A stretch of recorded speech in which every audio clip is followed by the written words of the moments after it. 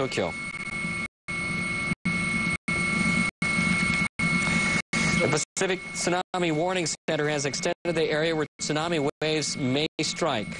Its warning now includes Indonesia, Hawaii, Australia, New Zealand, and the South American Pacific coast, including Mexico, Chile, and Peru. Earlier, the center issued a warning for Japan, Russia, Marcus Islands, the Northern Marianas, Guam, Wake Island, and Taiwan. In Miyagi Prefecture, northeastern Japan, an intensity of 7, the maximum, was recorded.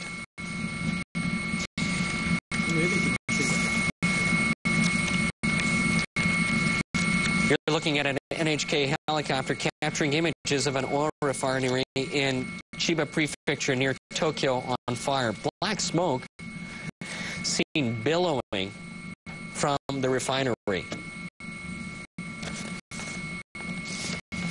Several fires have broken out in Tokyo. The fire department says fires have been reported in several places, including reclaimed land of Ariake in central Tokyo. Tokyo Fire Department has received reports of fire breaking out in several places in Tokyo, along with surrounding areas like this one you're seeing right now in Chiba, east of Tokyo, Ichihara area. Fire obviously not contained yet from an oil refinery. There are also reports of buildings collapsing and several people injured.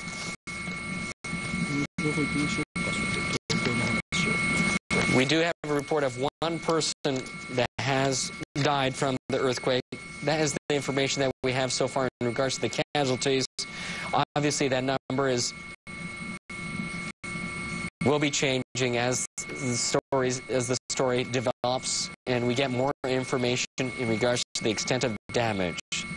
The powerful quake has stopped Shinkansen bullet trains across the country and trains around the Tokyo area. East Japan Railway Company says that all Tohoku Joetsu and Nagano Shinkansen lines have stopped. On the major Tokaido line, all trains between Tokyo and Shin Osaka stations were stopped for security checks. Central Japan Railway Company later said part of the Tokaido line resumed operations. The Tokyo Metro system also says all of its lines have been stopped and officials are checking for security. According to Toshiba Elevator, it assumes that most elevators came to a halt in the region affected by the disaster. At the moment, the company has been collecting information about mechanical troubles.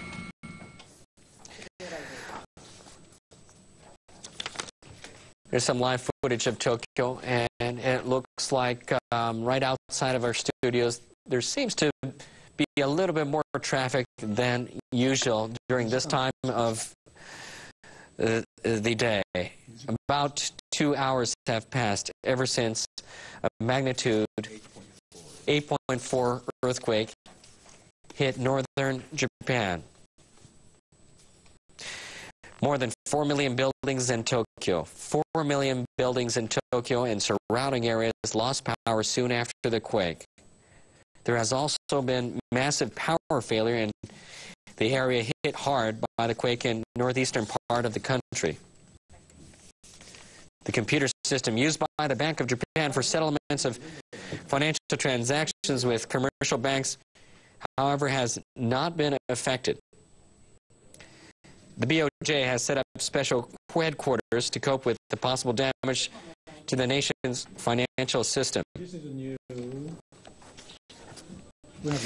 A local fire department says a welfare facility has collapsed in the northeastern prefecture of Fukushima.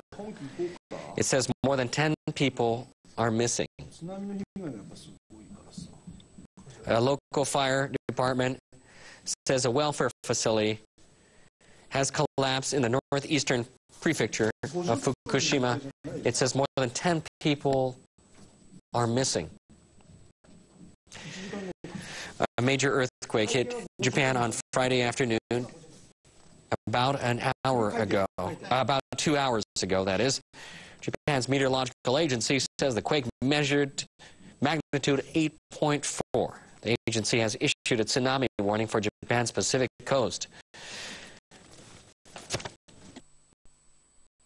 In northeastern Japan's Iwate Prefecture, tsunami waves of over 4 meters were observed soon after the quake. The agency is warning that the tsunami could reach between 6 and 10 meters. Large tsunami obviously destroying big parts of Fukushima Prefecture and Miyagi prefectures, where farms, homes, cars, trucks have been washed away. Meteorological agency says the 7.3-meter tsunami wave hit Fukushima Prefecture in northeastern Japan. In Iwate Prefecture, a tsunami of 4.1 meters struck land. The prefecture of Ibaraki, Miyagi, Hokkaido in the north were all hit by waves of up to 4 meters. The earthquake with a magnitude of 8.4 was unprecedented in Japan. One of the biggest quakes ever to hit the country was the Hanshin earthquake on January 17th back in 1995. That had a magnitude of 7.3 and left 6,434 people dead. This time, the magnitude was larger, 8.4. Another powerful earthquake occurred in the Indian Ocean in December 2004 with a magnitude of 8.9 at the epicenter. The death toll back then came to 220,000 in 10 countries.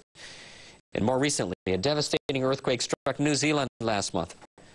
Japan's meteorological agency says the quake registered an estimated magnitude of 6.3. You're seeing live coverage of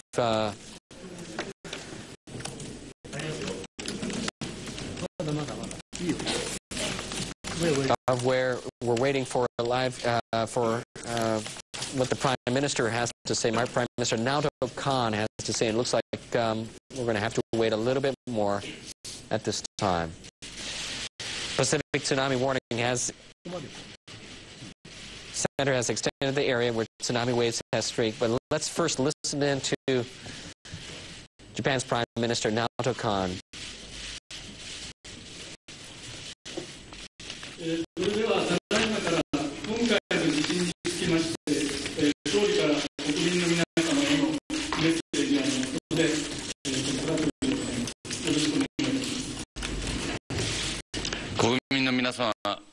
To the people of Japan, you probably have already seen on television and heard over radio that at 14:46 today, an earthquake hit of 8.4 on the magnitude scale, centered around the shores offshore Sanriku. It was a very strong earthquake. And in the Tohoku region, mainly and over a wide area, damage has been inflicted. I offer my deepest sympathy to the people who have suffered the disaster. Regarding our nuclear power facilities, some of the nuclear power plants have stopped automatically, but so far, no radioactive material or radiation has been confirmed to have been leaked to the outside. There has been no information of those lines so far. And given the situation, an emergency disaster response headquarters has been set up with myself as the head. We will secure the safety of the people of Japan, and in order to minimize the damage, the government will make every effort possible. And we ask the people of Japan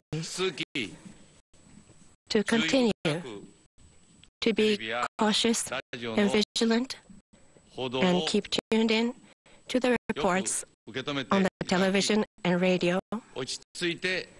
And we ask the people of Japan to act calmly.